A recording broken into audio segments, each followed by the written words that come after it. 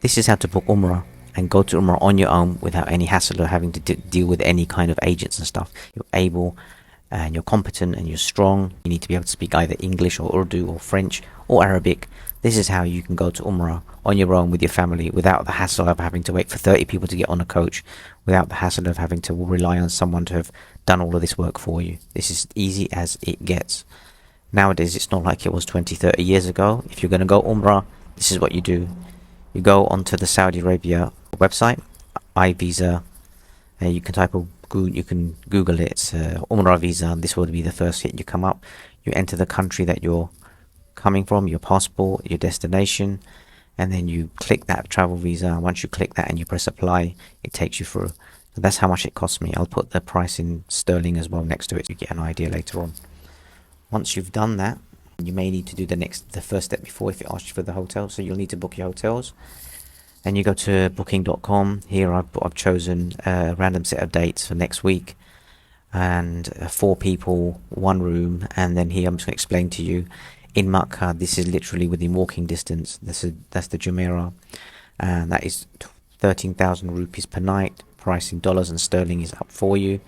That will sit up to 4 people, slightly more maybe if you want breakfast, and if you want full board or all inclusive, it'll be slightly more. But if you wanted to even go less than that, you could go and live on Azizia, which is a fair distance from Makkah, but you would then be able to save, you'd only pay 90% of the price that we just quoted above, but then every day you would have to look at a transport, which is about 15 riyals to get to the Haram and to get back. And it is even cheaper if you want to go to 3-star hotels. Again, on the Azizia, you can do that as well, 7.6 kilometers. That's not a walkable. That's going to be a short 20 minute drive in a car. But you could do that for 600 rupees a night. That's roughly £12. That's what you do. And then similarly, you can go into hotels in Medina and have the same process. Use booking.com, which is here. And you can see the prices that they're offering here. Location. The closer you are to Masjid al-Nabawi, that's how you are going to pay more. A little bit more distance, a little bit less functionality of the hotel, and you'll find that you'll pay less. Once you've booked your hotels, you go book your flights. This is from Mauritius to Jeddah, and you've got direct flights and you've got indirect flights as well. And that's roughly, at the moment, it's sitting around £600-700 or 35,000 rupees at the moment. That's how easy you book those 3 things, and away you go. Now, when you get to the airport in Saudi Arabia, it's just like anywhere else. You don't have to worry about. This is an international standard airport. They speak many languages. You don't have to worry. Once you get there, you do your visa and stuff, and you leave the airport. If you prefer, you can contact a company like this, and then they will give you flat rates, just like any taxi service. It says Jeddah airport to Makkah, 275 riyals. You can pay that. Jeddah to Medina, 500 riyals. Jeddah hotel, and so on and so on and so on.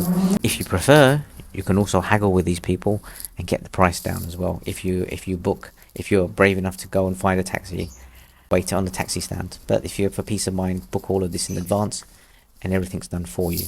This is easy as it gets. And this is what a 10-day package would cost and look like for a family of 4 of adults traveling for Umrah.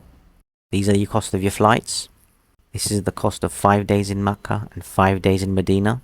And these are the cost of all your transfers by private taxi from Jeddah to Makkah, Makkah to Medina, Medina back to Jeddah. This is the cost of your visa.